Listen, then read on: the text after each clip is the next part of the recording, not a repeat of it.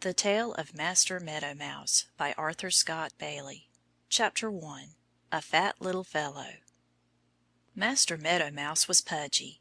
His legs were so short, and his tail was so short, and his ears were so short, that he looked even fatter than he really was. And goodness knows he was plump enough, especially toward fall, when the corn was ripe.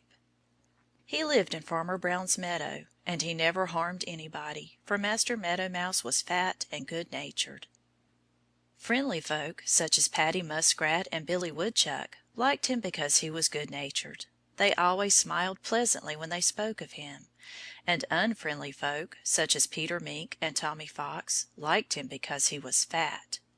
When they mentioned him, they always grinned horribly and licked their lips. Now it was a pity that in Pleasant Valley, where Farmer Green's meadow lay, there were many of the fat-loving kind. Not only Peter Mink and Tommy Fox, but Grumpy Weasel, Solomon Owl, Ferdinand Frog, Henry Hawk, and even Miss Kitty Cat were usually on the watch for Master Meadow Mouse. Naturally, he soon learned to be on the lookout for them, and if he hadn't seen them first he would never have grown up to be Mr. Meadow Mouse. In spite of all those enemies, Master Meadow Mouse managed to enjoy life in Farmer Green's meadow. Usually he found plenty of seeds to eat. He liked to swim in Broad Brook, and in winter, when the snow was deep, he made tunnels beneath it, and a nest, too, which was snug and warm under the thick white blanket that covered it. The only time Master Meadow Mouse was ever known to lose his temper was when Farmer Green mowed the meadow. Under the high grass Master Meadow Mouse had been able to run about his well-beaten paths unseen by hawks. But with the grass cut and raked, leaving only naked stubble, he couldn't even hide from old Mr. Crow. It was no wonder that he agreed with Bobby Bobolink's wife.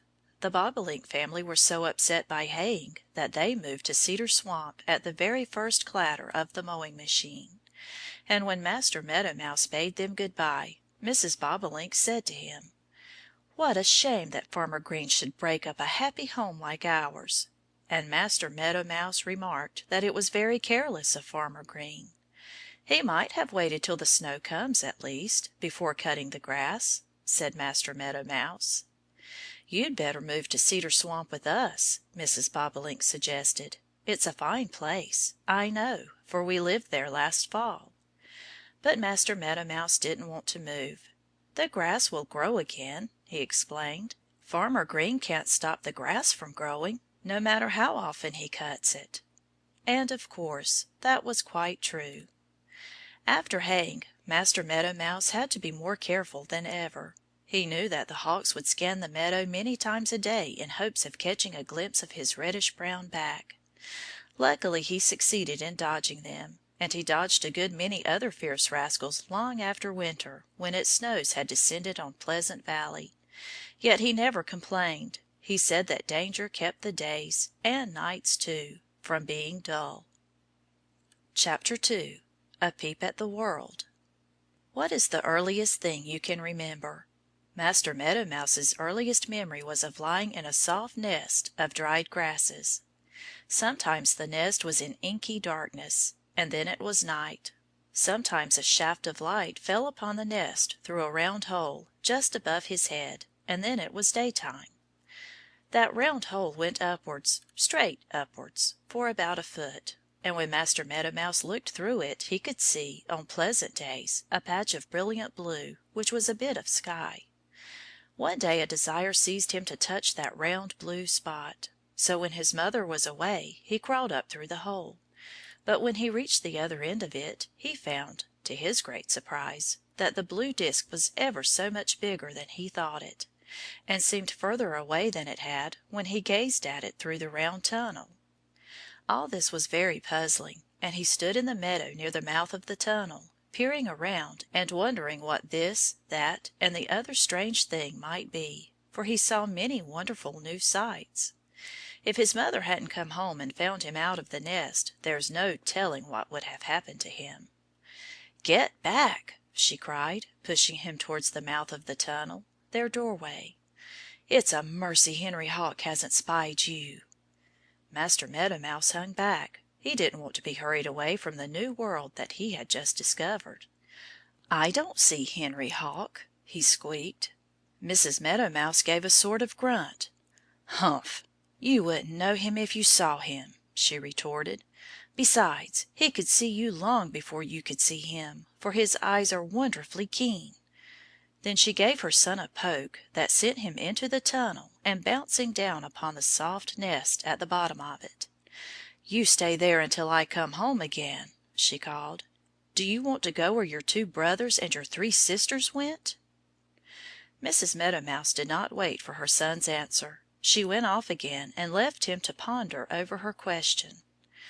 Master Meadow Mouse decided to mind his mother. Although he didn't know what had become of his squirming companions, who had already begun to crowd the nest, somehow his mother's query carried something of a threat. He wondered if the mysterious Henry Hawk had had anything to do with the vanishing of the rest of the children. Master Meadow Mouse proved to be a hearty eater, and since he no longer had to share with others the food that his mother brought home to him, he grew fast. It wasn't long before Mrs. Meadow Mouse took him above ground with her and let him play near home. She taught him many things: how to find ripe seeds to eat, how to keep still as a mouse and not squeak when there was danger of any kind, and how to dodge into their tunnel when there was a need. Little by little Master Meadow Mouse wandered further from his own dooryard, and he began to think that his mother was too careful. There seemed to be no need of heeding all her warnings. Then came the day when he met the kitten from the farmhouse. Chapter 3. The Kitten. Master Meadow Mouse had rambled about the meadow without paying much heed to safety, although he still seemed to listen politely whenever his mother gave him a lecture on dangerous birds or beasts. Half the time he didn't know what she was saying. He had decided that her fears were foolish. He was sure that nothing could harm him. He was thinking that very thought one day when he came face to face suddenly with a huge furry creature. At least, the stranger seemed terribly big in the eye of Master Meadow Mouse, though it was only a kitten belonging to Miss Kitty Cat, who lived at Farmer Green's house. Like Master Meadow Mouse, the kitten was exploring the meadow. To her, as to him, it was a new world. It would be hard to say which of the two was the more surprised. "Oh!" Master Meadow Mouse squeaked right out loud. I wish I'd stayed at home." "Ho!" the kitten mewed. "I'm glad I came a-hunting." The kitten sprang at Master Meadow Mouse, but when he didn't run she stopped in her tracks and stared at him. She had expected him to flee, as the mice at the farmhouse always did whenever a body met them. "What's the matter with you?" the kitten asked him. "Don't you know that you ought to run when I jump at you?" Master Meadow Mouse made no reply. How could he know that the mice at the farmhouse were ever so much sprier than he was, and that they always trusted to their legs to get them out of harm's way? His family had always done differently. Unless there was a hole near by, big enough for them but too small for a pursuer, they had ever stood their ground when attacked, and fought while they could. Master Meadow Mouse knew no other way. It was something that had been handed down to him along with his short tail and his reddish-brown back. Somehow, as she stood and gazed at Master Meadow Mouse, the kitten thought he was growing bigger every moment. She began to feel uneasy about pouncing on him. It was one thing to clap a paw down on the back of somebody that was running away from her, and it was an entirely different matter to seize a person that didn't try to escape, but faced her almost boldly. "Hunting isn't so much fun as I expected," she muttered. For a moment or two she was tempted to scamper back to the farmhouse, and then she thought how pleased her mother would be if she brought that fat fellow home in her mouth and laid him at her mother's feet. How pleased and how proud! To help her courage the kitten began to lash her tail, jerking it from side to side as she had seen her mother move her own, and she crouched her chubby body lower in the grass. Then the kitten jumped. And the moment she was within his reach, Master Meadow Mouse gave her a smart nip on the nose with his sharp little teeth. The kitten squalled, and she backed hastily away. "You'd better run," she advised Master Meadow Mouse. "I shall not give you another chance." But he stood fast, and the kitten didn't give him another chance either to run from her or to bite her nose again. She fell into a sudden panic and bounded awkwardly away toward the farmhouse. And then Master Meadow Mouse ran. He ran home as fast as he could go. End of chapters 1 through 3.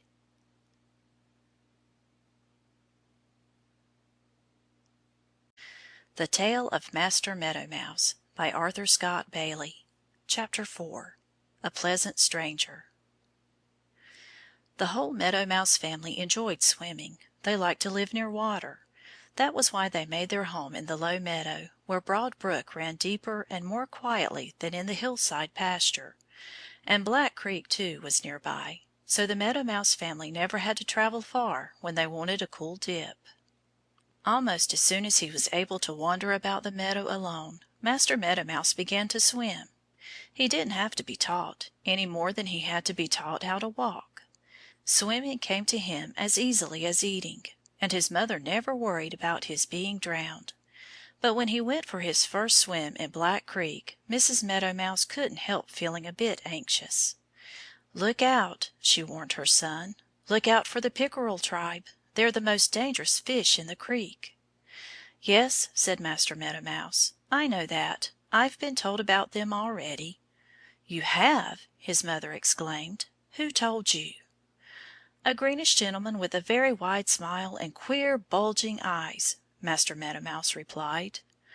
"That's Ferdinand Frog!" Mrs. Meadow Mouse cried. "He's as dangerous as any pickerel that ever swam. Where did you meet him?" "I stood on the bank of the creek one day and saw him among the lily pads," her son explained. "We had quite a long talk together. I forgot to mention it to you," he added. The news made Mrs. Meadow Mouse turn slightly pale. She shuddered although the day was warm, for she feared and detested Ferdinand Frog. "Don't ever go near that slippery villain," she warned her son. "If you ever see him when you are swimming in the creek, make for the shore at once." Now, Master Meadow Mouse sometimes thought that he knew more than his mother about certain matters, and he was inclined to take her advice lightly. "Ferdinand Frog was very pleasant when I met him," he remarked. "He cracked jokes; and he laughed at them himself." "Oh, he's pleasant enough," Mrs. Meadow Mouse agreed. "He'd grin and swallow you at the same time, with that great mouth of his. That's what makes him so dangerous." "Well, he's a fine swimmer, anyhow," her son declared. "Another reason why you should avoid him," his mother retorted. "You ought to see him dive," said Master Meadow Mouse. "He promised to teach me to dive if I'd join him in the water." "It's a mercy you didn't," Mrs. Meadow Mouse gasped. "I'm glad you had sense enough to stay on the bank." "Oh, I knew better than to take a swim in the creek that day," Master Meadow Mouse said. "The pickerel family were nosing about among the pickerel weeds around the bend of the creek. I saw them myself, and Mr. Frog told me I ought to beware of them. He was very anxious, so he said, about me and the pickerel. He said he didn't want them to catch me. He was very kind, I thought." "Kind!" Mrs. Meadow Mouse spluttered. "He didn't want them to catch you because he hopes to catch you himself." Chapter 5. Mr. Frog Insists. Master Meadow Mouse had come to Black Creek to enjoy his first swim in its dark, sluggish water. But when he arrived on the bank he changed his mind about swimming there that day. For whom should he see but Ferdinand Frog, sitting on a rock at the edge of the creek. For once Master Meadow Mouse was ready to take his mother's advice. She had told him to beware of Ferdinand Frog, and never, never, never to enter the water when that pleasant gentleman was in it. Ferdinand Frog proved to be as agreeable as ever. When he caught sight of Master Meadow Mouse, Mr. Frog bade him a hearty good morning in a deep voice which was vastly different from the tiny squeak of the small person on the bank. "You've come for a swim, haven't you?" said Ferdinand Frog. Master Meadow Mouse admitted that he had intended to swim, but he explained that the water looked wetter than usual, and he thought he'd wait till another day. "Besides," he added, "the sun has gone under a cloud and my suit wouldn't dry quickly enough." "Come right in and have your swim," Mr. Frog urged him. "You can change your clothes as soon as you get home." "Oh, no, I can't," said Master Meadow Mouse. "Why not?" Mr. Frog asked him. "Because I haven't any more." "Now that's a pity," Ferdinand Frog told him. "A handsome youngster like you ought to have a best suit to wear on special occasions." Master Meadow Mouse looked interested. "I'd like a nice new suit," he replied. "But where am I going to get it?" "You've come to the right place," Mr. Frog cried. "Maybe you didn't know that I'm a tailor. I'll make you a new suit myself." "That's very kind of you," said Master Meadow Mouse a bit doubtfully. "But I don't know how I could pay you." The tailor laughed merrily. "Don't you worry about that!" he exclaimed. "I'll get my pay somehow. And now you must come to my shop at once. I want to take your measure." Mr. Meadow Mouse shook his head. "No," he told Mr. Frog, "I'm not going to your shop. I'm not going a single step nearer to you than I am now. I've taken your measure already, Mr. Frog. I know your game, and you can't catch me that way." For once Ferdinand Frog forgot to laugh. He was so surprised that his mouth fell wide open as he stared at Master Meadow Mouse. He had an enormous mouth. Master Meadow Mouse shivered slightly as he looked down Mr. Frog's throat. The tailor closed his mouth almost immediately, for a huge pickerel came nosing about the lily pads, and spying Mr. Frog, he at once darted towards him. Mr. Frog swam off in great haste. "That pickerel person," said Mr. Meadow Mouse aloud, "means to take Mr. Frog's measure if he can." Chapter VI. Meeting Mr. Crow. During his first summer in Pleasant Valley Master Meadow Mouse had often noticed old Mr. Crow flying from the woods to the cornfield. Once in a while Mr. Crow dropped down into the meadow on some business or other. But Master Meadow Mouse did not fear him. The grass was high in the meadow, screening the goings and comings of Master Meadow Mouse from prying eyes. But after haying time the meadow was a different place. There was no cover over Master Meadow Mouse's paths. He had to be watchful all the time, because Henry Hawk had an unpleasant habit of sailing high up in the sky and dropping down like lightning when he saw anybody like Master Meadow Mouse stirring. Old Mr. Crow continued to journey daily between the cornfield and the woods, but Master Meadow Mouse paid little heed to him. He believed Mr. Crow to be harmless so long as he didn't catch small folk in the cornfield. The old gentleman was very touchy about corn. He flew into a rage when anybody but himself ate even one kernel. Though Master Meadow Mouse would have liked the taste of corn as much as anybody else, he was careful to keep away from the cornfield in the daytime. He didn't wish to bring down Mr. Crow's wrath upon his small head. "Never let Mr. Crow catch you taking any corn," Mrs. Meadow Mouse had told her son during one of the daily lessons that she gave him. "If you must have corn, wait until after sunset. Mr. Crow goes to bed early."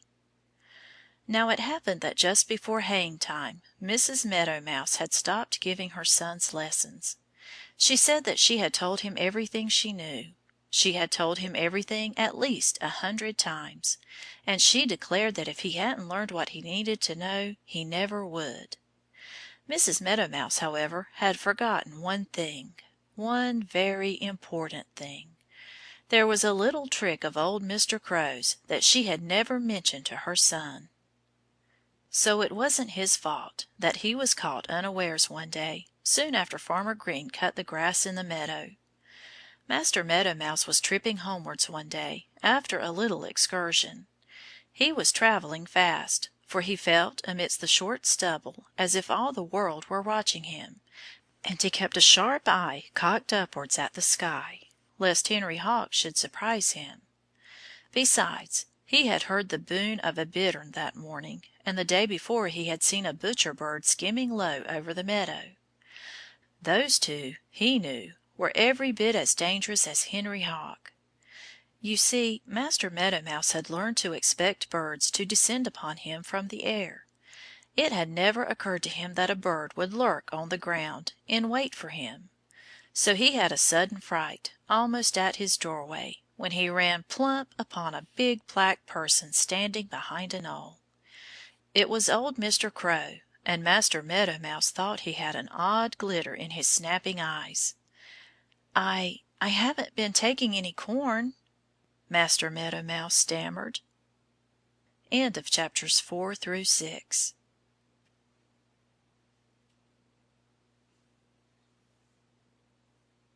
The Tale of Master Meadow Mouse by Arthur Scott Bailey. Chapter 7. Nothing but Air. Old Mr. Crow didn't say a single word when Master Meadow Mouse met him face to face in the meadow. But a wicked glitter in Mr. Crow's eyes warned Master Meadow Mouse that there was trouble ahead for him. If the hole leading to his house hadn't been close at hand, there's no telling what would have happened to him. Anyhow, just as Mr. Crow lunged at him, with a wild flapping of his broad wings, Master Meadow Mouse slipped to one side and whisked through his doorway. Old Mr. Crow coughed hoarsely. "What's your hurry?" he cried. "I've been waiting around here for you for a long while. Can't you spend a few minutes of your valuable time with me?" Now it was true that the old gentleman had been lingering in the neighborhood. The corn wasn't quite ripe enough to suit him, so he had decided to go a-mousing that morning.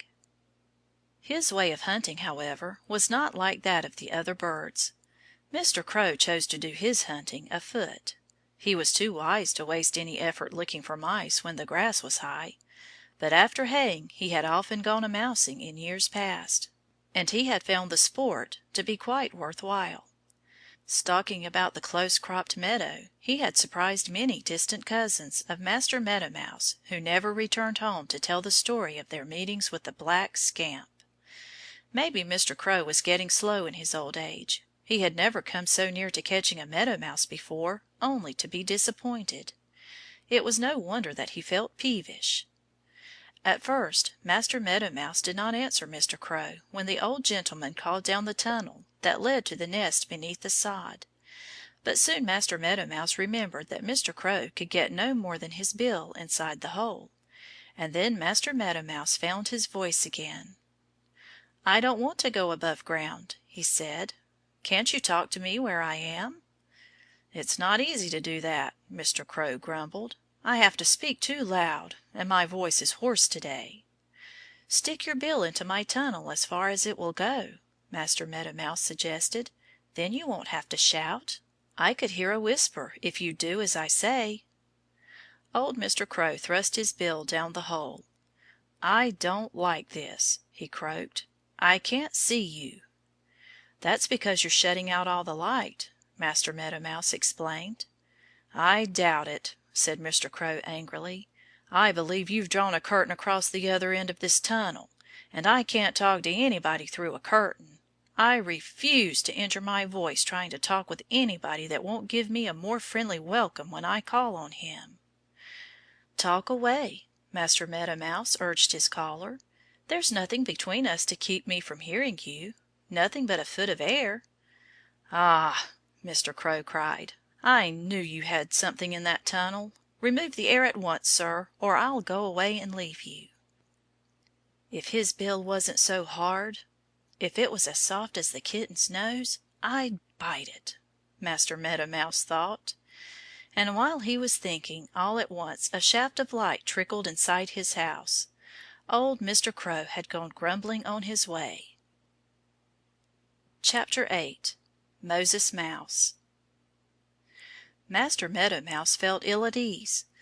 Now that the grass had been cut from the meadow, he began to think he didn't care to live there any longer. After this adventure with old Mr. Crow, Master Meadow Mouse scarcely dared stray from his dooryard in the daytime. Anybody, almost, could see him as he crept through the stubble. At night he ventured further from home, and once he went even as far as the farmyard. To his surprise he found that the grass in Farmer Green's yard was longer than he had ever seen it. Earlier in the summer, when Master Meadow Mouse visited that spot, he had been afraid to cross the lawn because it was clipped so short. But now he could creep through the thick green carpet and nobody could see him, unless a waving grass blade happened to catch somebody's eye. Everybody at the farmhouse had been too busy with haying to spend any time running a lawn mower. Why not move to the farmyard? The thought came into Master Meadow Mouse's head. It seemed to him that the farmyard would be a fine place to live. There was grain scattered here and there, where somebody had fed the hens. There was the duck pond near by when he wanted a swim. "I'll come," Master Meadow Mouse decided. "I'll come, if I can find a good place for a nest." Thereupon he began to look about for a site for his new home. And it wasn't long before he found one that suited him. When he saw the woodpile he squeaked with delight. "The very place!" he cried. "I'll begin to build my nest to-night." So he set to work. He carried dead leaves and dried grass to the woodpile and started to make a snug home for himself in a space between the logs, well inside the heap of wood. And he had just crept from a chink and stood under the stars when a tiny voice greeted him with a cry. "What ho, stranger!" Master Meadow Mouse looked around, and there on a stick of wood just behind him was a plump gray person. The newcomer looked the least bit like Master Meadow Mouse himself, except that his tail was ever so much longer. "I'm Moses Mouse, and I live in the farmhouse," said the gray gentleman. "I'm Master Meadow Mouse, and I'm going to live in this woodpile," said the reddish-brown chap in reply.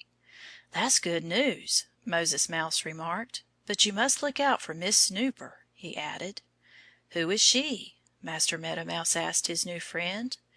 "Miss Snooper," Moses Mouse explained. "Miss Snooper is our name for Miss Kitty Cat. She lives in the farmhouse, and when she isn't indoors she's usually prowling about the yard." To the great astonishment of Moses Mouse, the short-tailed stranger seemed in no wise startled by his news. "Huh!" Master Meadow Mouse exclaimed. "If this Miss Snooper, as you call her, bothers me, I'll serve her up as I did one of her kittens." "What did you do with the kitten?" Moses Mouse inquired with great interest. "I bit her nose," said Master Meadow Mouse. Moses Mouse gazed at him with horror. "Don't try that on the old lady!" he cried. "If you do you'll be sorry." Chapter IX. Miss Snooper. Moses Mouse, who lived in the farmhouse, had warned Master Meadow Mouse. He had warned him to look out for Miss Snooper's nose. Master Meadow Mouse did not pay any great attention to his new friend's advice. He was building himself a new home in Farmer Green's woodpile, and he went about his work as if there wasn't a cat within 100 miles. Then one day he caught a glimpse of Miss Snooper. He peeped out from a chink in the woodpile and saw her sitting on a stick of wood. She was so near him that Master Meadow Mouse could have leaped upon her back in one spring. But he didn't do that. He gazed at her with round eyes, for Miss Snooper looked very fierce, especially when she opened her mouth and showed her sharp teeth as she yawned. Master Meadow Mouse saw that she was a quite different creature from the awkward kitten whom he had bitten on the nose earlier in the summer. "Goodness!" thought Master Meadow Mouse, staring at Miss Snooper with great awe. "Goodness! Her whiskers are longer than mine." And then he drew back very softly and crept to his nest in the woodpile. That night Moses Mouse came to make another call, and he brought his wife with him, so that she might see the stranger with a short tail who was going to live in Farmer Green's woodpile. "I saw Miss Snooper to-day," Master Meadow Mouse told them. "Did you bite her nose?" Mrs. Mouse asked him eagerly, for her husband had told her all about the newcomer. "No," said Master Meadow Mouse. "No, I was too busy building my new home to stop and bite her." "Isn't he brave?" whispered Mrs. Moses Mouse to her husband. From where they sat on the top of the woodpile, Master Meadow Mouse and his callers caught sight of a dark shape that moved stealthily towards them through the shadows.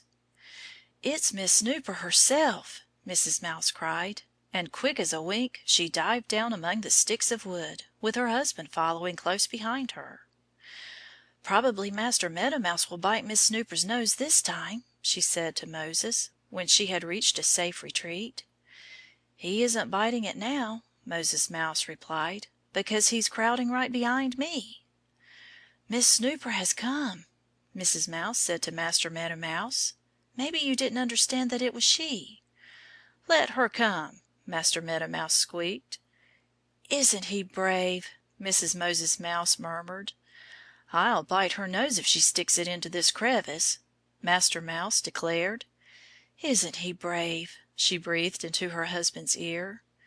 "I'm not so sure of that," said Moses Mouse in an undertone. "He talks a good deal about nose biting. I should like to see him do it. I see Miss Snooper was skulking around the yard to-night. That's why I came to call on this chap. I wanted to see whether he'd fight or run." Meanwhile Miss Snooper climbed all over the woodpile. She could hear faint squeaks somewhere, and she was almost frantic because she couldn't squirm under the wood and find whoever was talking. It was almost morning before Moses Mouse and his wife dared to steal back to the farmhouse. When they left the woodpile Master Meadow Mouse left it too. He had decided, during the night, that he wouldn't live in the farmyard.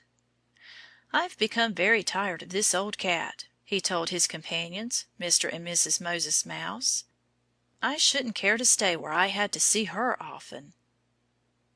Chapter 7-9.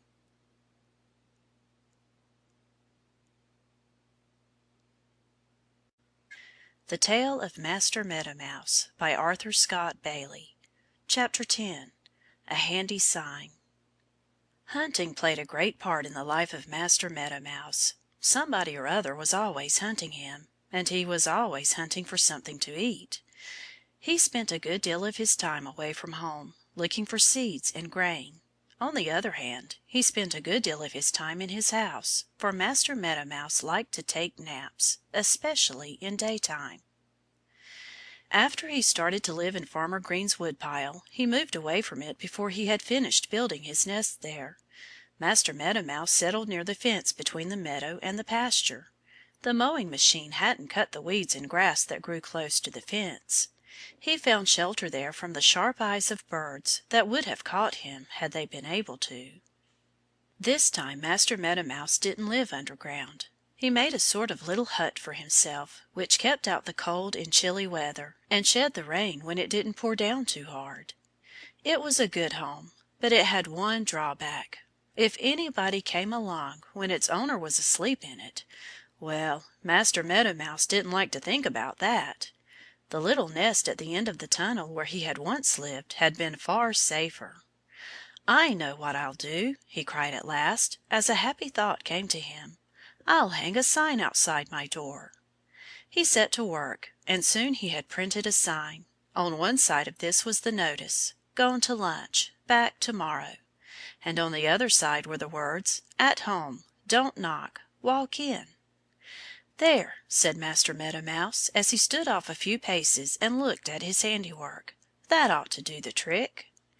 Then he hung the sign outside his door and went into his house to enjoy a nap. And the side of the sign that was turned outward said, "Gone to lunch. Back to-morrow." Master Meadow Mouse slept late into the afternoon, and toward sunset, while he was still asleep, Tommy Fox slipped through the pasture fence. "Hello!" he murmured softly as his eyes fell on Master Meadow Mouse's dwelling. "Here's a bit of luck. I smell a mouse, and he must be taking a nap inside his house." Tommy Fox crept closer to the little hut. Then all at once he straightened up with a look of displeasure on his sharp face. He had just noticed the sign. "He's away from home!" Tommy Fox exclaimed. "That's a pity. He can't have been gone long. Maybe I can catch him near by." But he couldn't find Master Meadow Mouse anywhere. He looked all around, except inside the shelter where Master Meadow Mouse was fast asleep. Tommy Fox came back and read the sign once more. "Back to-morrow," he muttered. "Very well, I'll come back here to-morrow, for that's what the sign tells me to do." And the next day he returned. He grinned from ear to ear as he read what the sign said, "At home. Don't knock. Walk in." Then he thrust his long sharp nose right through Master Meadow Mouse's doorway. There was nobody there, and Tommy Fox looked silly as anything. "Fooled!" he growled. "Fooled by a Meadow Mouse! I hope nobody ever finds it out." 11. A Castle in the Air. It seemed as if Master Meadow Mouse was always moving. Perhaps the pleasantest move he ever made was when he went to the cornfield to live. When autumn came, Farmer Green shocked the corn. All over the field bundles of cornstalks stood in rows, like soldiers. And what suited Master Meadow Mouse especially was the ripe ears in the shocks, which Farmer Green had not yet gathered. For some weeks past Master Meadow Mouse had been living in a rude shelter, which he had built for himself near the fence between the pasture and the meadow. Though he had been quite comfortable there during the hot weather, there were days now when a chilly wind swept through the pleasant valley and made him shiver slightly as he thought of the frosts which his neighbors told him were on the way. He had made up his mind to seek some snugger home, but not until he saw what Farmer Green was doing with the cornstalks did Master Meadow Mouse decide on his new dwelling.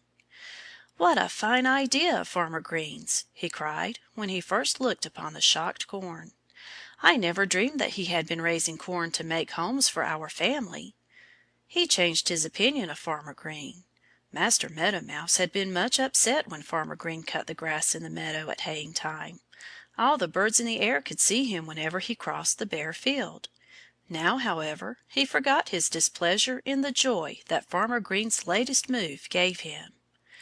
That night Master Meadow Mouse crept into the cornfield. The round yellow harvest moon shone down on the field, bathing the shocks of corn in a flood of light and making the pumpkins that lay on every side look almost as golden as they appeared under the midday sun. Master Meadow Mouse was surprised to find that many of his cousins had had the same happy thought about moving that had come to him. He met dozens of the big Meadow Mouse family that night, and every one of them was intent on picking out a shock of corn to live in. Luckily there were shocks enough for all, and more, and no disputes arose. Some wanted to settle near the fence. Some preferred to live in the middle of the field. Many decided to make their new homes near Broad Brook, so they could enjoy a swim now and then without having to travel far to get to the water. Master Meadow Mouse was one of the best swimmers. He found a huge shock that stood near the bank of the brook. Crawling through it, he discovered at least 24 ears of ripe corn there. "I won't look any further," he exclaimed. "Here's food enough to last for months, all stored for me and ready to be eaten whenever I'm hungry." Then he set to work, and high in the top of the shock he made himself a nest of dry husks, which he stripped off some of the ears. It was an easy matter to build that home. Everything that he needed was right at hand, and it was no time at all before Master Meadow Mouse had his house in order. Then he was ready for a nap. But first he made a hearty meal of corn, because, as he said, he always slept better on a full stomach. As he settled himself at last in his new quarters, just before he dozed off, Master Meadow Mouse murmured happily to himself. "I never thought," he said, "that I'd sleep in a castle in the air." 12. A Midnight Frolic. Master Meadow Mouse had always been pudgy. Before he went to the cornfield to live he had been fat enough, and after he had spent 2 weeks in and out of his new nest in the corn shock he was a sight to see. His sides bulged, and he had a look as if his skin weren't big enough for him. Life had been very easy for Master Meadow Mouse. He didn't even have to leave home to get all the corn he could eat. He simply crept out of his nest, and right there in his corn shock he had 24 ears of ripe corn. He didn't need to set foot to the ground unless he wanted a drink. Of course, Master Meadow Mouse wasn't content to stay at home morning, noon and night. He scampered away whenever he pleased. Sometimes he went for a swim in Broad Brook. Sometimes he visited his cousins, who dwelt in other shocks in the cornfield. And every night he joined the big Meadow Mouse family in a frolic. They chased one another around the pumpkins that strewed the ground, dodged behind the shocked corn, or ran along the rail fence. During the daytime Master Meadow Mouse and his companions lay low. When they went abroad they kept a close watch for Mr. Crow. Late as it was, the old gentleman still lingered in Pleasant Valley. Although his cronies had started on their yearly journey to the South, he let it be known that he was expecting to spend the winter in the North. "I've noticed the signs," he had said, "that tell me we're going to have a mild winter." Whenever Mr. Crow visited the cornfield, the Meadow Mouse family hastened to hide. They didn't try to get to their own homes, but plunged inside the nearest shocks of corn. Mr. Crow was far from stupid. He knew what was going on right under his nose, or his bill. Flapping towards the cornfield from the woods, he could see a great scurrying of small reddish-brown persons. But when he settled down in the field there was never a Meadow Mouse anywhere in sight. "They're stealing corn," the old gentleman spluttered. "I'd stop them if I could. But what could I do when they hide the moment they see me coming?" The old fellow pondered over the question. "Somebody," he said, "will have to tear these shocks apart in order to catch the Meadow Mouse people. And I don't know any one that could do it better than Fatty Coon." Now Mr. Crow knew where Fatty Coon lived, in a hollow tree in Cedar Swamp.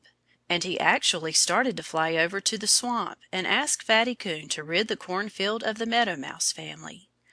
But on the way to Cedar Swamp Mr. Crow happened to think of something. He happened to think that Fatty Coon had an enormous appetite and was very fond of corn. Mr. Crow suddenly veered off his straight course and alighted in a tree.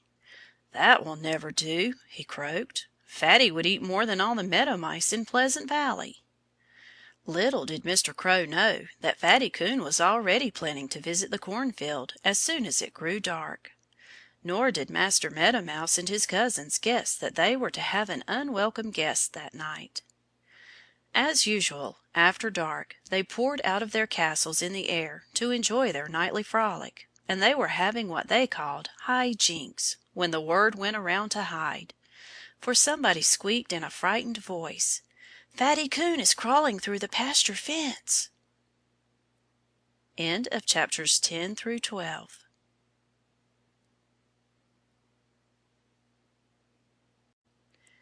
The Tale of Master Meadow Mouse by Arthur Scott Bailey. Chapter 13. A Moonlight Raid. The Meadow Mouse party in the cornfield vanished as if by magic. Not one of the merrymakers lingered an instant after hearing that Fatty Coon was entering the field. And since Master Meadow Mouse happened to be near the shock where he lived, he ran up it in a twinkling and crept inside it, to curl up in his nest and try to catch 40 winks. He felt safe enough. Hadn't old Mr. Crow come to the cornfield every day? He had never even poked into a shock to disturb Master Meadow Mouse or one of his cousins. Mr. Crow had eaten corn, to be sure, but he hadn't bothered anybody. And now Master Meadow Mouse thought that as soon as Fatty Coon had stuffed himself with corn he would stroll back to Cedar Swamp. Master Meadow Mouse had fallen into a doze when a sharp rustle waked him. "Ho, ho!" he chuckled. "There's Fatty Coon now. He's pulling an ear of corn off my shock. Well, I don't believe I'll miss it. There's corn enough in this field for everybody." Master Meadow Mouse tried to go to sleep again. "I wish Fatty Coon wouldn't make so much noise," said Master Meadow Mouse, grumbling a little because he was very drowsy and didn't like to be disturbed. "There!" he exclaimed after a few minutes. "He's gone. Thank goodness!" But Fatty Coon had only carried his ear of corn to Broad Brook to wash it before he gobbled the kernels. He was very particular to wash almost everything he ate. But that was about the only way in which he was fussy. There was nothing, almost, that he wouldn't bolt greedily. After he had devoured the first ear of corn, Fatty Coon went back and pulled another off the same shock. Again he roused Master Meadow Mouse from his slumbers. "He's at it again!" Master Meadow Mouse complained. "I wish he'd go to some other shock." The third time that Fatty Coon wrenched an ear of corn from the shock where Master Meadow Mouse lived he paused and cocked an ear towards the top of the shock. "Was that a squeak?" he asked himself, and then he sniffed. "Ha!" he cried. "Do I smell a Meadow Mouse?" Fatty Coon was not mistaken. When he rustled the dried corn stalks the third time, Master Meadow Mouse had cried out right in his sleep, and he waked up just soon enough to hear Fatty Coon's remarks. "Maybe you do smell a Meadow Mouse," he replied under his breath, so Fatty Coon couldn't hear him. "But it won't do you any good, for I'm not coming out of my castle until you go away." It soon appeared that Fatty Coon did not intend to leave, for Fatty began to pull at the cornstalks with his claws. Although Farmer Green had bound the stalks together tightly, one by one Fatty tore them loose and let them fall upon the ground. And inside the shock Master Meadow Mouse suddenly started up in alarm. Chapter 14. The Masked Bandit. It was no wonder that Master Meadow Mouse was startled. He cowered inside his nest in the top of the shock of corn. The whole shock shook. There was a terrible rustle of dry leaves as Fatty Coon tore away stalk after stalk. "Old Mr. Crow never did this," Master Meadow Mouse stammered. "He never disturbed my rest. But this awful Fatty Coon means to catch me, and I don't know what to do." Meanwhile Fatty Coon was muttering horribly to himself as he worked. "This fellow must be fat," he grunted, as he wrenched at a stubborn stalk with claws and teeth. "With all this corn to feast on he must be in fine trim. He ought to be just right to top off a good meal of corn." "My goodness!" Master Meadow Mouse gasped. "How annoying! He intends to eat me." For a few seconds Master Meadow Mouse wondered whether he ought to fight or run. "I wish," he thought, "that I'd brought my old sign with me when I moved to this new home. If I had hung it outside my door Fatty Coon wouldn't have bothered me. When he read that notice, 'Gone to lunch. Back to-morrow,' he would have shuffled off about his business." But idle thoughts and wishes were of no use at a time like that. Master Meadow Mouse soon realized that he must act, and act quickly. "Maybe I'll bite his nose," he said to himself. "But I want to peep at him first." So Master Meadow Mouse left his nest and crept a short distance until he could peer out from a chink between two cornstalks. In the moonlight he had a fine view of Fatty Coon. And as he stared at the intruder Master Meadow Mouse shuddered. "No!" he exclaimed.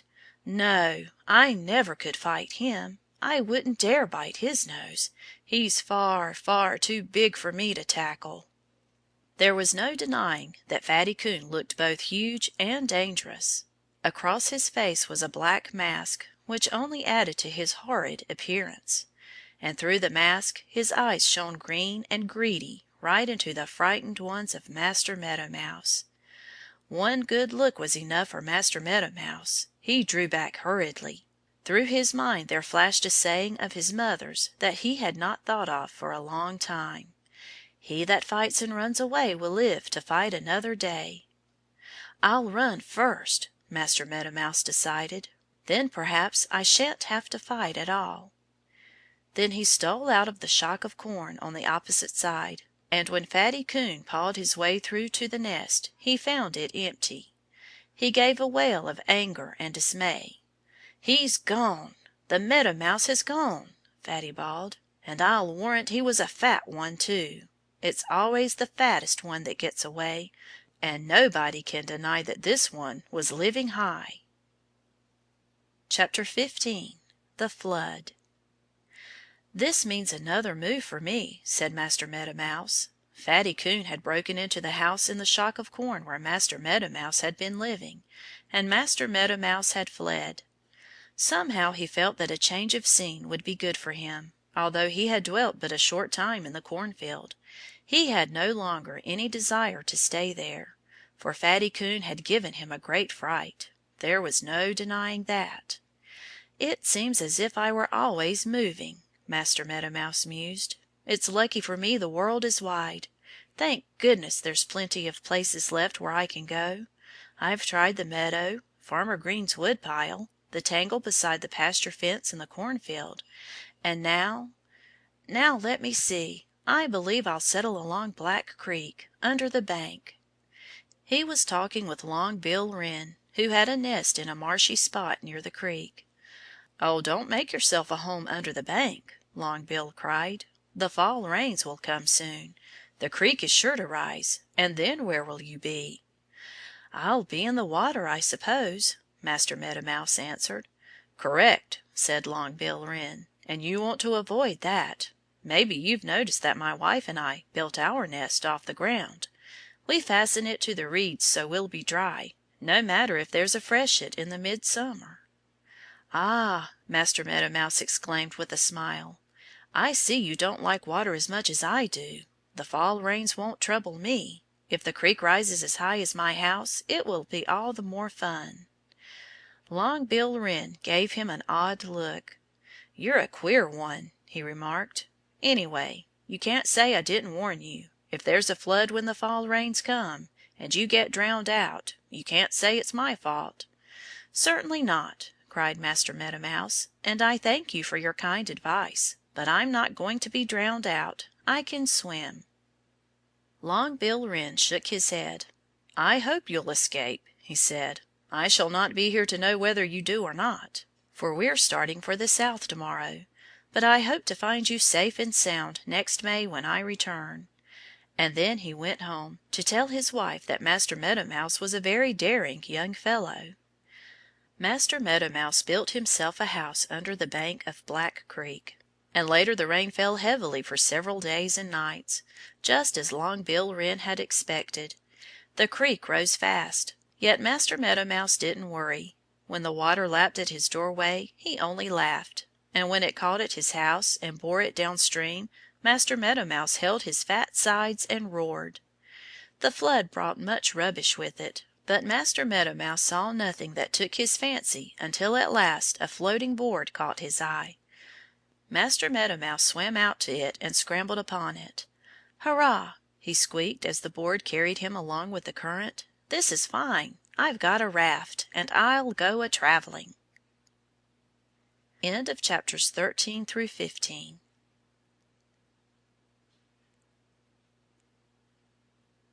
The Tale of Master Meadow Mouse by Arthur Scott Bailey. Chapter 16. On the Raft. A board was floating along on the swollen waters of Black Creek. On it sat Master Meadow Mouse. He was very happy. He was having his first ride of any sort. "This raft," he said to himself proudly, "this raft belongs to me. I'll be a traveler. I'll see the world, at least as far as the big willow at the lower end of the meadow." He scarcely cared to go beyond the big willow. Beyond it lay another farm, and Master Meadow Mouse had never been off Farmer Green's place in his whole life. He feared that he might not be able to find his way back if he ventured too far from home. Soon he spied a friend on the bank of the creek. Master Meadow Mouse cried, "Good-by!" and waved a paw at him.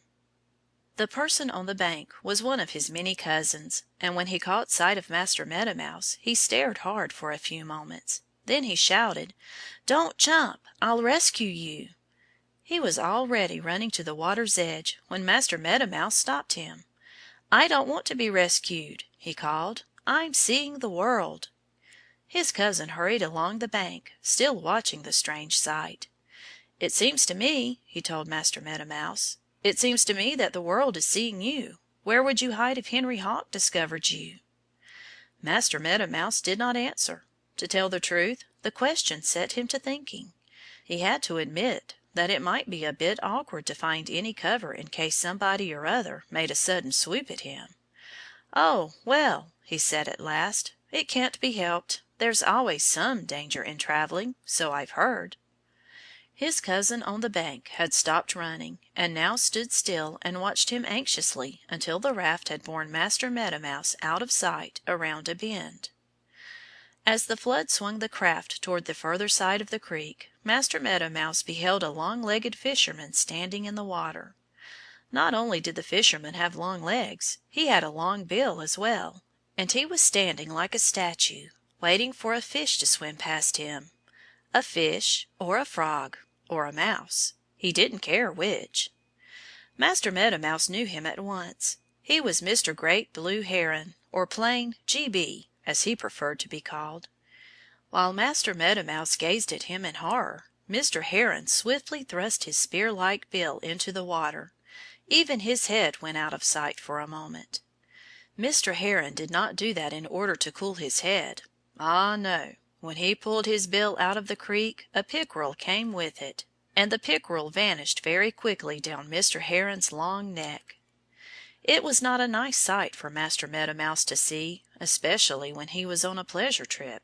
Besides, he noticed without dismay that his raft was bearing him straight towards the fisherman. "If I only had some oars or a rudder I could steer this old raft away from him," Master Meadow Mouse thought. But he had nothing of the sort. Master Meadow Mouse groaned. "I wish I'd never gone a-traveling." Chapter 17. A Lucky Escape. Nearer and nearer the board, with Master Meadow Mouse upon it, drifted around the bend of the creek toward Mr. Blue Heron.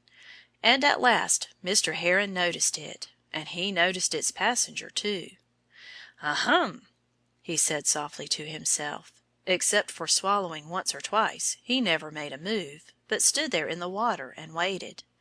He waited for Master Meadow Mouse's raft to drift closer, for it was plain to him, as to Master Meadow Mouse, that the current of Black Creek was slowly bearing the board straight down upon him. "When it gets near enough, I'll just reach out and pluck that fellow off," Mr. Heron promised himself with a sort of silent chuckle. Meanwhile, Master Meadow Mouse was having a very bad quarter of an hour. Slowly though his craft moved, to him it seemed to travel with lightning speed.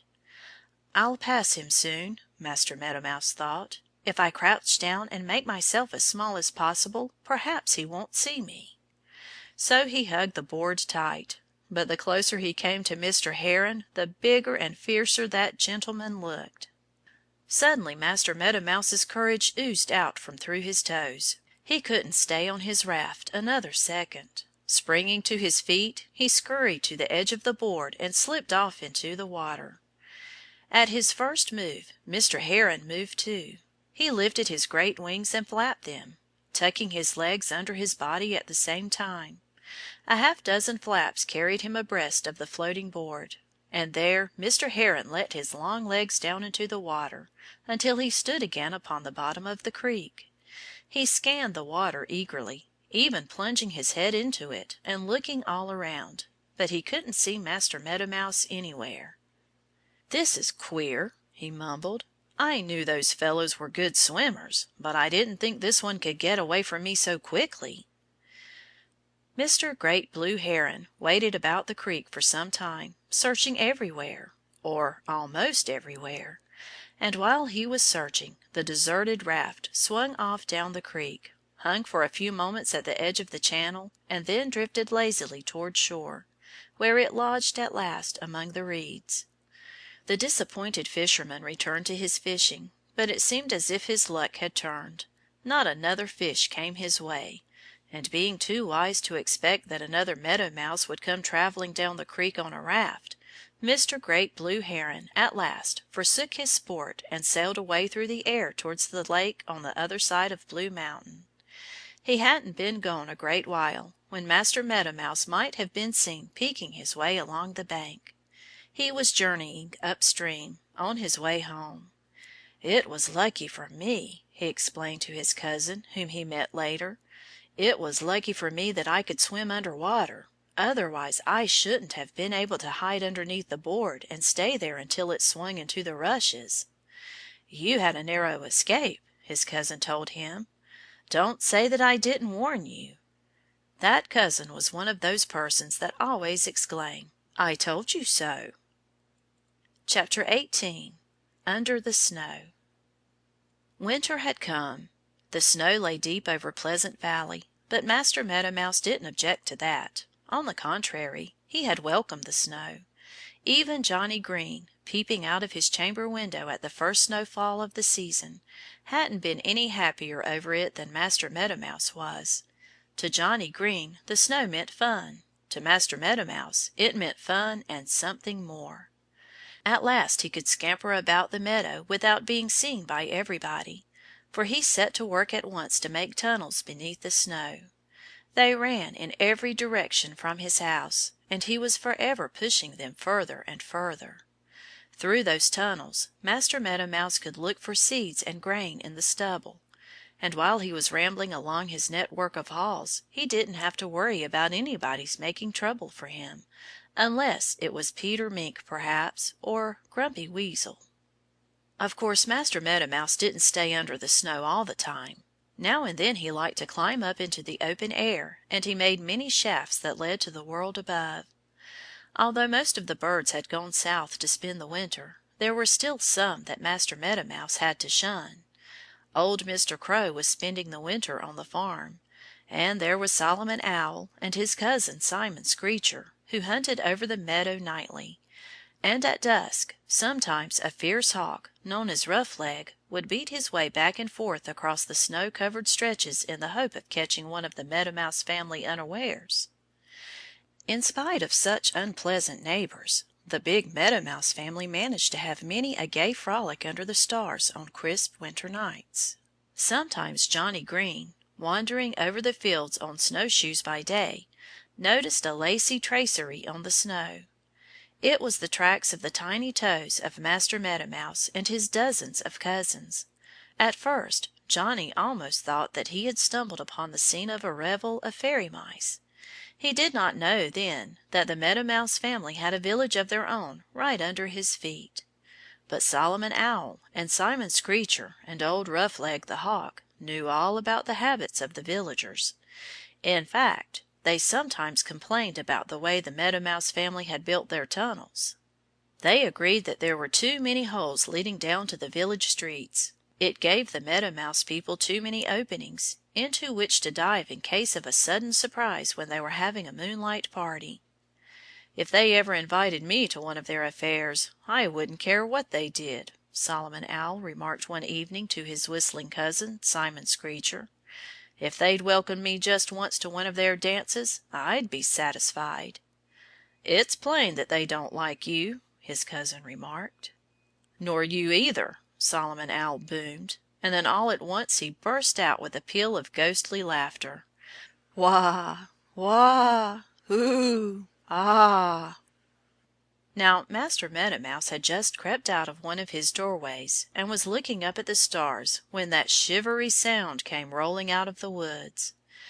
"There won't be any fun tonight," he grumbled. End of chapter 16-18.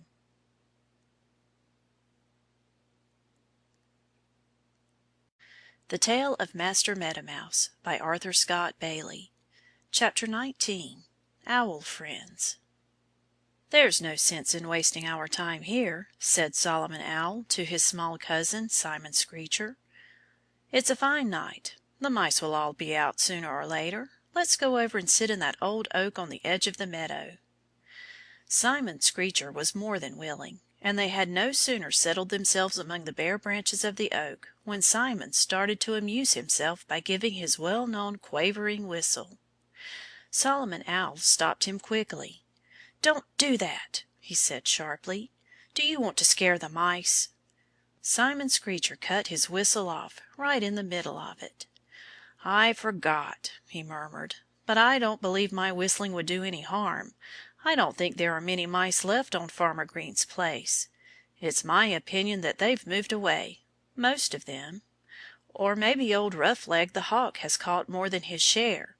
Anyhow, it's so long since I ate a meadow mouse that I've almost forgotten what they're like." Solomon Owl made no reply. He was a person of few words. If anybody asked his opinion he was ready to give it, but he seldom gave any unsought advice. "I've about made up my mind," said Simon Screecher, "that I'd move to some other neighborhood. If I knew where there was good mousing, I'd move to-morrow." While he was speaking, Solomon Owl started ever so slightly, and he cocked his little head on one side, as if he were listening for something.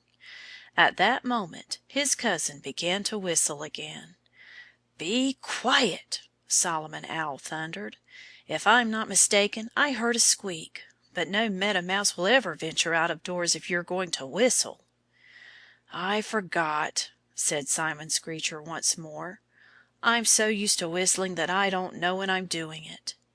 "That's the reason why you can't catch more mice," Solomon Owl snapped. for he was angry. There are dozens of Meadow Mouse under the snow, but of course you can't surprise them if you tell them you're coming. You might as well send them a telegram saying that you'll be on hand to meet them at 8 p.m. Simon Screecher was silenced for the time being, and it wasn't long before Solomon Owl gave another start. "There's that squeak again," he whispered. "I believe it is getting nearer, too." Now Master Meadow Mouse had a tunnel that led right beneath the tree where the two cousins were sitting, and he had strolled that way after scurrying under the snow when he heard Solomon Owl laughing in the woods earlier in the evening. It was he that Solomon heard. It was he that stuck his head out of a hole in the snow and peeped up at the star-sprinkled sky. Solomon Owl saw him, and he dived out of the old oak straight at Master Meadow Mouse. Master Meadow Mouse pulled his head in just in time. "I didn't suppose that chap would be here as soon as this," he gasped. "He must have hurried over here from the woods. He must be very hungry." As Solomon Owl returned to the old oak his cousin Simon Screecher laughed somewhat unpleasantly. "Missed him, didn't you?" he inquired. "Yes." "Why didn't you grab him out of the snow?" Simon asked. "What are your claws for? What's your beak for?" "I couldn't dig him out," Solomon Owl replied. "The snow is 3 feet deep, and it has 7 different crusts, one under another." "This is a hard winter," said Simon Screecher. "I wish I'd gone south last fall. I wonder how the mousing is down there." Chapter 20. Eating a Tree. As Simon Screecher remarked to his cousin, Solomon Owl, it was a hard winter. The snow was deep, the days were cold, and the nights were colder. And worst of all, food became scarce. It seemed as if there wasn't anything to eat anywhere except at the farm buildings, which Farmer Green had stuffed full of hay and grain during the summer and autumn. Many of the forest folk stole down from Blue Mountain after nightfall and visited the farmyard in the hope of getting a bite of something or other. Even Master Meadow Mouse began to find it harder and harder to get enough seeds under the snow to satisfy his hunger. He had stored away a stock of food, but it hadn't been big enough. And that was a great mistake. Master Meadow Mouse promised himself that he would not repeat it another time. Unfortunately, all the promises in the world wouldn't give him a square meal when he needed one. At last he went to one of his cousins who had already spent one summer in the meadow. "This is my first winter," Master Meadow Mouse explained. "I'm running short of food, and I wish you'd tell me what to do in such a case." "That's easy," his cousin answered. "Get more." And then he hurried away, for he had important business to attend to. Poor Master Meadow Mouse ran after him. It was hard to follow his cousin through the winding galleries beneath the snow. Several times Master Meadow Mouse took the wrong turn and had to retrace his steps. But at last he found his busy cousin again. "You advised me to get more food," said Master Meadow Mouse, "but you didn't tell me where to get it." "In the orchard!" his cousin cried, and then he hurried away again. "I wish he'd wait a minute," Master Meadow Mouse grumbled as he tore after his cousin once more. "I don't feel like running. I haven't had a hearty meal for days."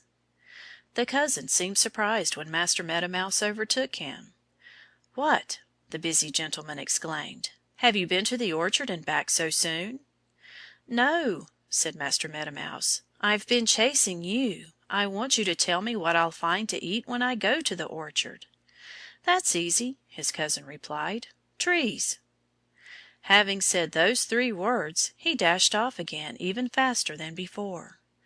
"Trees!" Master Meadow Mouse echoed. "I can't eat trees. I've never eaten a tree in all my life. There must be something that my cousin forgot to explain. So I suppose I'll have to run after him again and ask him what he meant." The 4th time that Master Meadow Mouse found his cousin he took no chances. He caught his cousin by his tail and held on firmly. "You're not going to get away from me till I've found out what I want to know," he declared. "How can I eat a tree?" Master Meadow Mouse demanded. "You can't," his cousin replied, struggling desperately to free himself, for he was too busy to stop long. "Then explain what you mean!"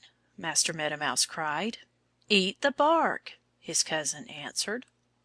Then, and not till then, did Master Meadow Mouse let him go. Master Meadow Mouse chased his cousin no more, but hurried away to Farmer Green's orchard, where he gnawed a ring all the way around one of the young fruit trees, at the top of the snow. It was the first big meal he had enjoyed for weeks, and he went home feeling that the winter was not so hard as he had thought, after all. But Farmer Green didn't agree with him. When he happened to go into the orchard one day later and saw tree after tree ruined, he was very, very much displeased. "I ought to have put wire netting around those young trees," he told the hired man. "This is what comes of a hard winter." Chapter 21. A Cold Dip. In one way Peter Mink was like Master Meadow Mouse. He enjoyed swimming. And he spent a great deal of his time along the streams that threaded their way through Pleasant Valley. Sometimes Peter dawdled on the banks of Swift River. Sometimes he lingered for days in the neighborhood of Black Creek. Nor did he disdain so small a stream as the brook that crossed the meadow. It was deep enough for a swim, and he knew that muskrats lived under its banks. While as for Meadow Mouse, well, Peter Mink had surprised many a one swimming in the brook. If it hadn't been for the Meadow Mice, perhaps he wouldn't have visited the brook so often. Even in winter Master Meadow Mouse just had to have his cold dip now and then.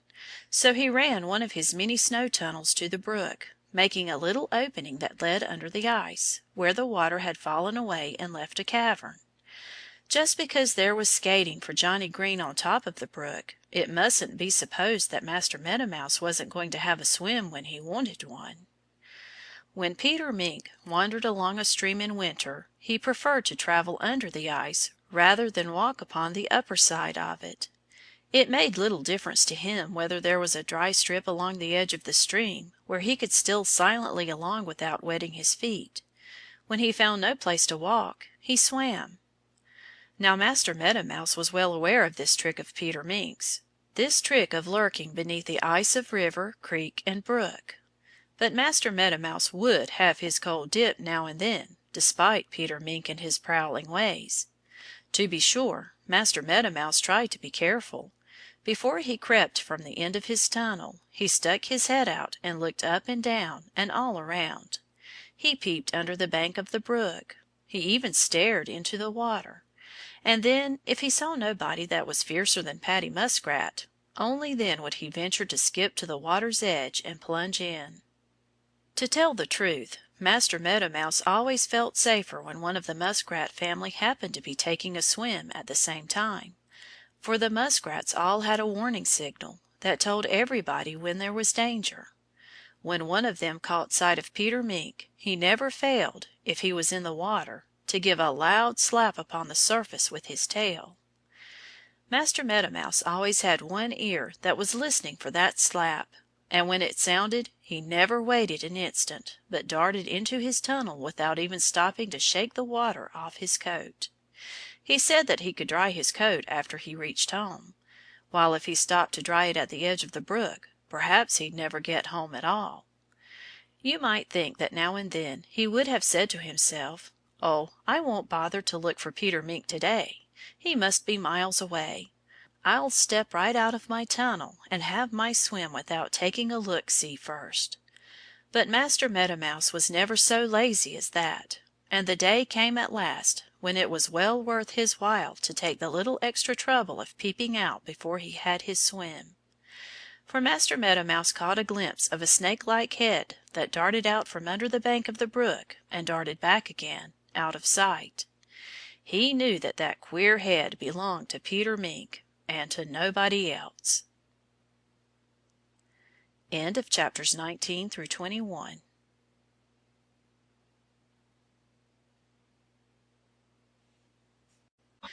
The Tale of Master Meadow Mouse by Arthur Scott Bailey. Chapter 22. Fishing for Mice. Master Meadow Mouse peeped out of the end of his tunnel and gave a faint squeak. As he watched, he saw Peter Mink's head, on its long neck, flash out from beneath the overhanging bank of the brook. "What are you doing up there?" Master Meadow Mouse called. "Fishing," said Peter Mink promptly. "Aren't you a long way from the water?" Master Meadow Mouse inquired. "With a pole one doesn't need to stand right at the water's edge," said Peter Mink. "But you haven't a pole," Master Meadow Mouse pointed out. "At least, I can't see that you have one." Peter was greatly surprised, or seemed to be. "I declare," he said, "I forgot to bring my pole with me. And if you hadn't reminded me of it, I shouldn't have known what was the trouble. I was wondering why I didn't get any bites." As he spoke he slid down the lower part of the bank and stretched himself like a cat. But all the time he was looking at Master Meadow Mouse out of the corner of his eye. "What are you doing here?" Peter Mink asked pleasantly. "I came to take a swim," Master Meadow Mouse explained. "Have you had it?" "Not yet," Master Meadow Mouse told him. "And I believe I'll wait till to-morrow." "The water's fine to-day," said Peter Mink. "I've been in and out of it 40 times." But Master Meadow Mouse wasn't to be persuaded so easily. "I might spoil your fishing if I went in now," he remarked. "I don't care if you do," said Peter Mink. "The pleasure of seeing you enjoy a swim would more than repay me for the loss of the biggest fish in this brook." Now such speeches sounded very strange, coming from the mouth of a surly rascal like Peter Mink, who was never known to do anybody a good turn. Master Meadow Mouse pondered over his last statement. There seemed to be a catch in it somewhere. And he decided finally that he had discovered it. "I didn't know there were any fish in this brook worth catching," he piped. "They say there were trout here once, but now there's nothing bigger than a minnow." Peter Mink nodded. "That's the truth," he said. "If this brook has a fish that's as meaty as you are, I've never seen him." "Ah!" cried Master Meadow Mouse. "You'd far rather catch me than catch a fish in this pool." Peter Mink grinned at him brazenly. "I won't deny it," he replied. "But you've tried to deceive me," Master Meadow Mouse told him. "You said, when I asked you what you were doing here, you said that you were fishing." "So I was!" Peter Mink exclaimed with a horrid chuckle.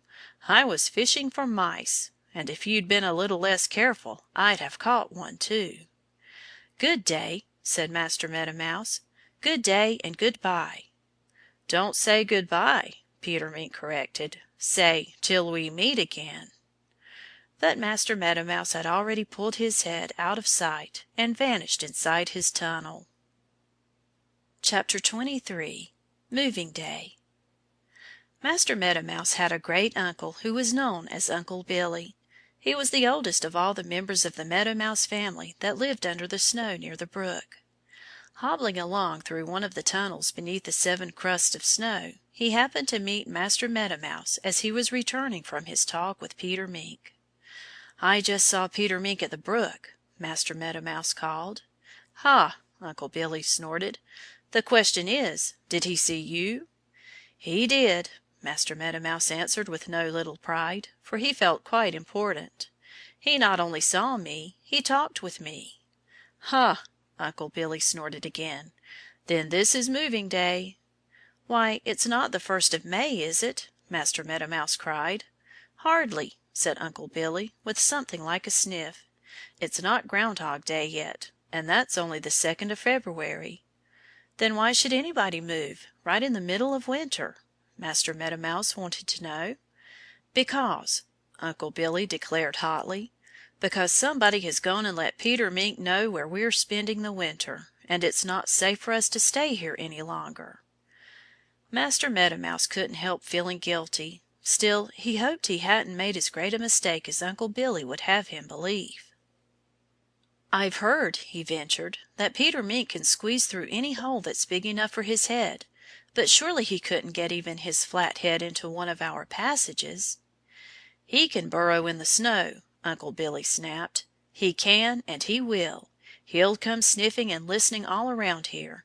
And when he finds a likely spot to dig, down he'll go through drifts and crust until he reaches the stubble." Uncle Billy shook his head and drew a long breath. "Young man," he said, "you've got us into a peck of trouble. This whole village has to move. Don't let it happen again." By that time others of the villagers had gathered round and heard the news. Of course the news spread fast, and in a surprisingly short while the Meadow Mouse family was on its way to the mill pond. Everybody set to work. Everybody except Uncle Billy Meadow Mouse. He was busy telling all the rest what to do, though he didn't help half as much as he thought he did. But every one was polite to him, for he was the oldest Meadow Mouse on the farm. It wasn't long before they had everything snug again. And as for Master Meadow Mouse, he was actually glad that he had made the whole village move, for Paddy Muskrat lived in the mill pond. He spent all his time there when he wasn't taking excursions up the brook, and Master Meadow Mouse found him the best of company. Especially did Master Meadow Mouse like to hear Paddy Muskrat slap his tail upon the water when he gave the danger signal. Chapter 24. Master or Mister? Living as he did near the mill pond, Master Meadow Mouse saw a great deal of Paddy Muskrat. They had a number of tastes in common. They both liked lily bulbs. They both enjoyed swimming. They both disliked Peter Mink. They were bound to become great cronies, if for no other reason than the last. By spring Paddy Muskrat knew Master Meadow Mouse well enough to ask him a very intimate question. "Why does everybody call you Master?" he inquired one day. Master Meadow Mouse looked at him in a puzzled fashion for a moment or two. "I don't know," he answered. "I don't know why, unless it's because they always have called me that. Don't you think it's a good name?" he asked Paddy Muskrat a bit anxiously. "Oh, yes," Paddy assured him. "There's no doubt that it's a good enough name, but it's one that's given to a youngster, to a mere child." "I'm not a youngster!" Master Meadow Mouse cried. "Nobody can call me young. I'm almost a year old." "I thought so," said Paddy Muskrat, as if he knew he couldn't have been mistaken. "You're grown up. And yet they still call you Master Meadow Mouse. If I were you I'd get folks to change that." It was plain that Master Meadow Mouse agreed with him in every way. He had already made up his mind that he wouldn't answer to the name of Master Meadow Mouse any longer, and he told Paddy Muskrat as much. "If they want me to answer after this, they'll have to call me something else," he declared. "Now what would you suggest?" Paddy Muskrat said he needed time to think the matter over, and he thought that he'd like to consult his wife, who always had an opinion. "Wait here till I come back," he told Master Meadow Mouse, and diving into the water he swam home. He was back in a few minutes, with a broad smile upon his face. "I've thought of the very thing!" he exclaimed. "Or at least my wife has. She says, 'Call him Mister, of course.'" "That's fine!" cried Master Meadow Mouse. "I'm sure I couldn't have thought of that if I'd tried all summer. And now," he added, "I must go and tell everybody about this sudden change."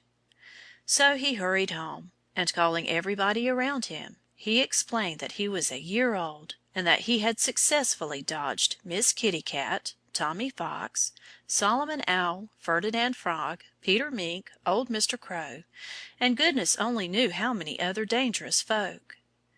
"I'm grown up now," he told his hearers. "From this time on I expect everybody to call me Mr. Meadow Mouse."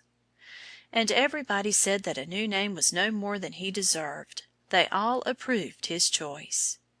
No, there was just one among all that company who opposed to the change. He snorted and started to say something disagreeable. And for once everybody told Uncle Billy, for it was he, to be quiet. And that was the end of Master Meadow Mouse. The end. End of chapters 22 through 24. End of the Tale of Master Meadow Mouse by Arthur Scott Bailey.